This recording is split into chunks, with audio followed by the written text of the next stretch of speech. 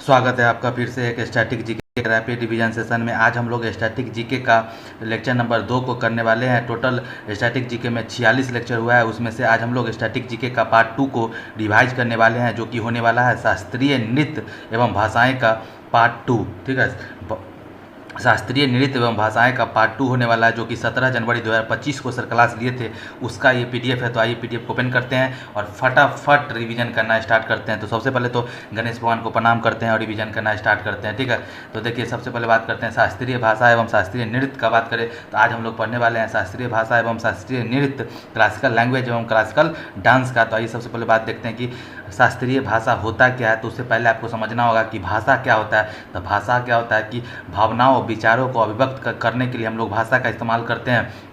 भाषा हम एक व्यक्ति से दूसरे व्यक्ति तक अपनी भावनाओं को, अपने विचारों को अभिव्यक्त करने के लिए जिस माध्यम का इस्तेमाल करते हैं उसको भाषा कहा जाता है। बात करते हैं संविधान में भाषा, संविधान के भाग 17 में राजभाषा का संविधान के भाग 17 में राजभाषा का उल्लेख है। बात करते हैं कि भाग 17 का बात करें तो इसमें आर्टिकल 243 से लेकर 351 के बीच में आता है। ठीक है, और बात करते हैं कि इसमें ऑफिशियल लैंग्वेज क्या होगा, ये सब चर्चा किया गया है। और बात करते हैं कि आर्टिकल नंबर 243 संघ की राजभाषा का बात करता है। आर्टिकल नंबर 344, आर्टिकल नंबर 343 तो हो गया संघ की राजभाषा का चर्चा करता है। आर्टिकल नंबर 344 राजभाषा के लिए आयोग गठन किया जाएगा। और किसके द्वारा ये आयोग गठन किया जाएगा, तो राष्ट्रपति के द्वारा राजभाषा के लिए आयोग गठन किया जाएगा, ऐसा आर्टिकल नंबर 344 में कहा गया है। और आर्टिकल नंबर 344 का इस्तेमाल करते हुए राष्ट्रपति ने एक बार क्या होता है कि राजभाषा के लिए आयोग भी गठित किया, जिसका नाम है बीजी खड़े आयोग, जो कि 1955 में, ठीक है, 1955 में बीजी खड़े आयोग आया था। बाल गंगाधर खड़े आयोग का स्थापना किया गया था राष्ट्रपति के द्वारा 1955 में। आगे बात करते हैं 351 का बात करें तो 351 में हिंदी का विकास का प्रावधान है। आर्टिकल नंबर 351 में हिंदी का विकास का प्रावधान है। आगे बात करते हैं कुछ महत्वपूर्ण बिंदुओं पर बात करें तो हिंदी को 14 सितंबर 1949, ठीक है, 14 सितंबर 1949 को राजभाषा बनाया गया। दूसरा पॉइंट है कि राजभाषा विभाग गृह मंत्रालय के अधीन कार्य करता है। ठीक है, राजभाषा विभाग गृह मंत्रालय के अधीन कार्यरत है। बात करते हैं कि अगला पॉइंट है कि राजभाषा अधिनियम 1963 में राजभाषा अधिनियम आया था, के द्वारा संसदीय राजभाषा समिति 1976 का गठन किया गया। इसमें कुल 30 सांसद सदस्य हैं, जिसमें से लोकसभा एमपी से 20 और राज्यसभा एमपी से 10। क्या पॉइंट है ये कि राजभाषा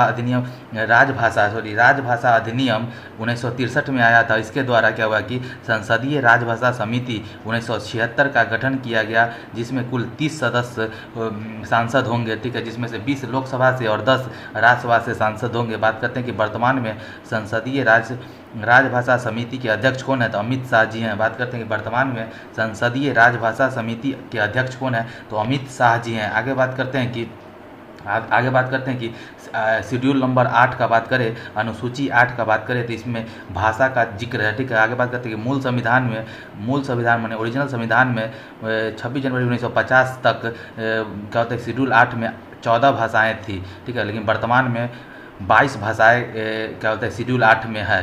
ठीक है, तो बात करते हैं कि जो 8 नई भाषाएं जुड़ी है वो कब और किस संविधान संशोधन से जुड़ी है, उसके बारे में थोड़ा सा पढ़ लेते हैं। ठीक है, तो जो 15वें क्रम का जो 15वां भाषा है जो कि शेड्यूल 8 में जुड़ा है, वो 21वीं संविधान संशोधन 1967 के द्वारा सिंधी भाषा को जोड़ा गया। उसके बाद तो 15 हो गया, फिर 3 भाषाओं को 71वां संविधान संशोधन 1992 के द्वारा नमक माने नेपाली, मणिपुरी और कोंकणी को जोड़ा गया, तो 15 3 18 हो गया। और उसके बाद 92वां संविधान संशोधन 2003 के द्वारा 4 भाषाएं को जोड़ी गई, जिसको शॉर्ट में बोडमास बोला जाता है। और उसके बाद 18 4 22 हो गया। तो 4 भाषा कौन कौन हो गया, तो बोडोमास माने बोडो, डोगरी, मैथिली और संथाली। बोडो असम का हो गया, डोगरी जम्मू कश्मीर का हो गया भाषा, मैथिली बिहार का हो गया, और संथाली क्या होता है, झारखंड का भाषा हो गया। आगे बात करते हैं कि भाषा संबंधित कुछ दिवस को थोड़ा सा देख लेते हैं कि हिंदी दिवस कब मनाते हैं, तो 14 सितंबर को। ठीक है, 14 सितंबर को हिंदी दिवस मनाते हैं। आगे बात करते हैं कि विश्व हिंदी दिवस कब मनाते हैं, तो विश्व हिंदी दिवस 10 जनवरी को मनाते हैं। ठीक है, 10 जनवरी को विश्व हिंदी दिवस मनाते हैं। नोट में सर लिखवाएं कि पहला विश्व हिंदी सम्मेलन 10 जनवरी 1975 को नागपुर महाराष्ट्र में हुआ था। ठीक है, नोट में सर लिखवाएं कि पहला विश्व हिंदी सम्मेलन 10 जनवरी 1975 को नागपुर महाराष्ट्र में हुआ था। आगे बात करते हैं अंतर्राष्ट्रीय मातृभाषा दिवस 21 फरवरी को मनाया जाता है। अंतर्राष्ट्रीय मातृभाषा दिवस कब मनाया जाता है? तो 21 फरवरी को।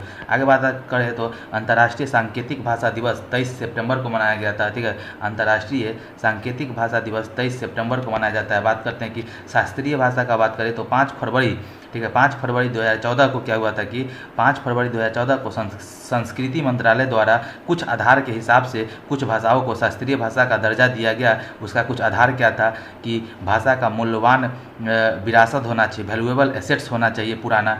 दूसरा है कि भाषा का इतिहास 1500 से 2000 वर्ष पुराना होना चाहिए। दूसरा पॉइंट, तीसरा जो रिक्वायरमेंट है एक शास्त्रीय भाषा के लिए वो है कि भाषा का साहित्य मौलिक मतलब ओरिजिनल होना चाहिए, अर्थात उस भाषा की उत्पत्ति किसी अन्य भाषा से नहीं होना चाहिए। जैसे हिंदी का उत्पत्ति संस्कृत से हुआ है, संस्कृत, ठीक है, हिंदी का उत्पत्ति संस्कृत से हुआ है, इसीलिए हिंदी को शास्त्रीय भाषा का दर्जा नहीं दिया गया। वर्तमान में भारत में 11 शास्त्रीय भाषाएं हैं। ठीक है, शुरू में 5 भाषाएं थी और 2014 में 5 भाषाओं को और शास्त्रीय भाषा के रूप में दर्ज किया गया था। देखिए 6 भाषा शुरुआत में कौन था, तो उसका ट्रिक है मिल से तेल कमाऊ। ठीक है, मिल से तेल कमाऊ, तो मिल से हो गया, मिल से तमिल हो गया जिसको 2004 में शास्त्रीय भाषा का दर्जा मिला। ये सबसे पुराना शास्त्रीय भाषा है। ठीक है, आगे बात करते हैं। दूसरा है संस्कृत, मिल से संस्कृत हो गया जिसको 2005 में शास्त्रीय भाषा का दर्जा दिया गया।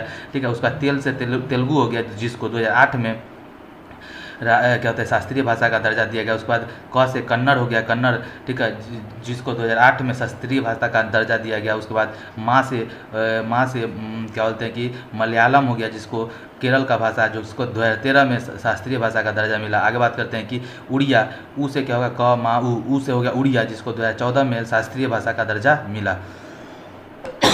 आगे बात करते हैं कि 2014 में 5 भाषाओं को क्या कहते हैं कि शास्त्रीय भाषा का 2024 में 5 नई भाषाओं को शास्त्रीय भाषा का दर्जा मिला जिसका ट्रिक होता है MBA PP। ठीक है, तो देखिए MBA, तो M से मराठी हो गया, B से हो गया बंगाली, A से आसामी, तो MBA हो गया। और पीपुल का PP हो गया, तो प्राकृत और पाली। तो MBA पीपुल याद रख लीजिएगा, तो ये 5 भाषा ये हो जाएगा। ठीक है, मिल से तेल कमाऊ वो 5 क्या बोलते हैं कि 6 भाषा का होगा, 6 5 11 हो गया। ठीक है, तो आगे बात करते हैं कि 11 शास्त्रीय भाषा है। ठीक है, आगे बात करते हैं शास्त्रीय नृत्य का बात करते हैं। अब शास्त्रीय नृत्य का बात करें तो क्लासिकल डांस क्या होता है, तो देखिए इसका परिभाषा क्या होता है कि शास्त्रीय नृत्य का उल्लेख शास्त्रों में होता है। ठीक है, और इसमें शरीर का लयबद्ध पैटर्न में संचालन होता है, फिक्स पैटर्न होता है। ठीक है, एक फिक्स पैटर्न, एक फिक्स लय होता है शास्त्रीय नृत्य का, क्लासिकल डांस का, जबकि फोक डांस का ऐसा कुछ नहीं है।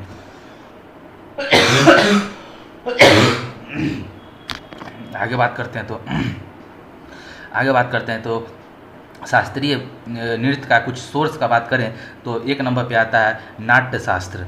ठीक है, नाट्य शास्त्र में क्या बोलते हैं कि नाट्य शास्त्र जिसको पंचम वेद कहा जाता है, जिसको भरत मुनि ने लिखा था, इसमें भी शास्त्रीय नृत्य का चर्चा किया गया है। दूसरा संगीत रत्नाकर जो कि सारंग देव की रचना है, संगीत रत्नाकर जो कि सारंग देव की रचना है, इसमें भी क्या कहते हैं कि शास्त्रीय नृत्य की चर्चा है। एक है अभिनव दर्पण जो कि नंदीकेश्वर के द्वारा लिखा गया था, इसमें भी शास्त्रीय नृत्य का चर्चा है। ठीक है, आगे बात करते हैं कि father of modern Indian dance, आधुनिक भारतीय नृत्य के पिता किसको कहा जाता है, तो ये उदय शंकर जी को कहा जाता है। और उदय शंकर जी को क्या बोलते हैं कि पद्म विभूषण 1971 में मिला था। और ये सवाल SSC सीजीएल 2022 में पूछा गया था कि फादर ऑफ मॉडर्न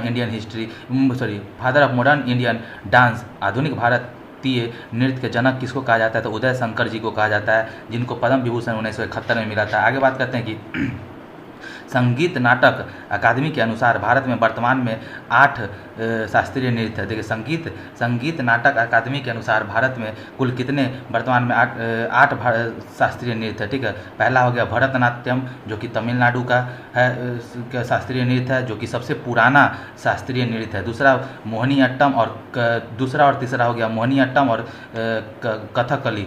ये कथकली हो गया, ये केरल का हो गया। बात करते हैं मणिपुर का हो गया।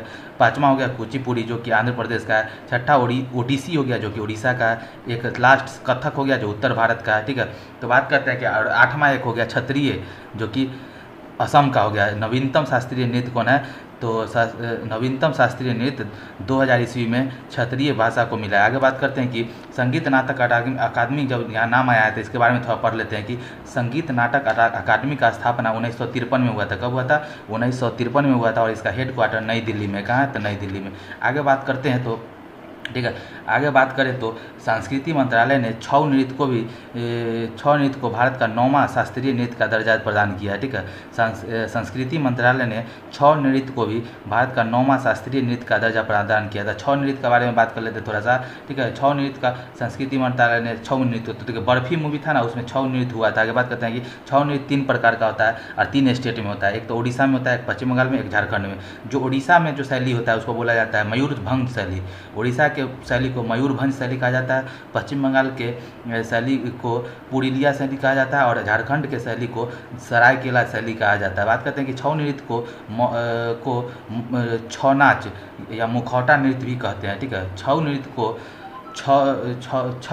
छऊ नाच या फिर मुखौटा नृत्य भी कहते हैं। लेकिन मयूरभंज शैली में क्या होता है कि मुखौटा का उपयोग नहीं होता है। ठीक है, मयूरभंज शैली में मुखौटा का इस्तेमाल नहीं होता है। आगे बात करते हैं कि छऊ नृत्य को यूनेस्को के अमूर्त धरोहर सूची में शामिल किया गया था। ठीक है, छऊ नृत्य को 2010 में, ठीक है, छऊ नृत्य को यूनेस्को द्वारा इंटेंजिबल साइट में 2010 में शामिल किया गया था। ठीक है, आगे बात करते हैं कि भरतनाट्यम का बात करें तो ये तमिलनाडु का शास्त्रीय नृत्य है। इसका अन्य नाम दासी अट्टम है, फिर सादी अट्टम, ये दोनों इसी का नाम है। आगे बात करते हैं कि भरतनाट्यम का प्रमुख शैली क्या है, तो प्रमुख शैली एक तो हो गया तंजौर शैली, एक है कांचीपुरम शैली, एक है क्या है कि पंडलूर शैली। ठीक है, पंडलूर शैली, ये सब भरतनाट्यम का प्रमुख शैली हो गया। अब भारत में 3 चीज़ बहुत इंपॉर्टेंट होता है, एक भ र त, तो भ से भाव हो गया, एक्सप्रेशन बहुत इंपॉर्टेंट है भरतनाट्यम में। र से राग हो गया, म्यूजिक इंपॉर्टेंट है। त से ताल हो गया, पैटर्न। ये 3 भरत माने भाव राग ताल पे विशेष बल रहता है भरतनाट्यम में। आगे बात करते हैं कि अलाड़ीपू। ठीक है, अलाड़ीपू भरतनाट्यम, ठीक है, भरतनाट्यम के शुरुआत में जो किया जाता है उसको अलाड़ीपू कहा जाता है और अंत में जो भरतनाट्यम का जो होता है उसको तिल्लाना कहा जाता है। अंत किससे होता है? तिल्लाना से। भरतनाट्यम का अंत तिल्लाना से होता है और शुरुआत अलाड़ीपू से होता है। ठीक है, तो वही बात लिखा हुआ है कि अलाड़ीपू से शुरुआत और तिल्लाना से अंत भरतनाट्यम का अभिन्न अंग है। और बात करते हैं कि भरतनाट्यम नृत्य सिखाने वाले गुरु को नट्टूबर नार कहा जाता है। ठीक है, नट्टूबर नार कहा जाता है। आगे बात करते हैं कि भरतनाट्यम नृत्य में 3 अंगुलियों से ओम की आकृति प्रमुख मुद्रा है। ठीक है, क्या है कि भरतनाट्यम में क्या होता है कि 3 अंगुली से ओम की आकृति बनाया जाता है। बात करते हैं कि अभिनव दर्पण का, तो अभिनव दर्पण नंदीकेश्वर ने लिखा था। ठीक है, इसमें इसका चर्चा है। ठीक है, अभिनव दर्पण नंदीकेश्वर द्वारा लिखा गया था। ठीक है, आगे बात करते हैं, इसी के साथ हमारा आज का रिवीजन सेशन समाप्त होता है। मिलते हैं फिर किसी नए रिवीजन सेशन में, तब तक के लिए बाय।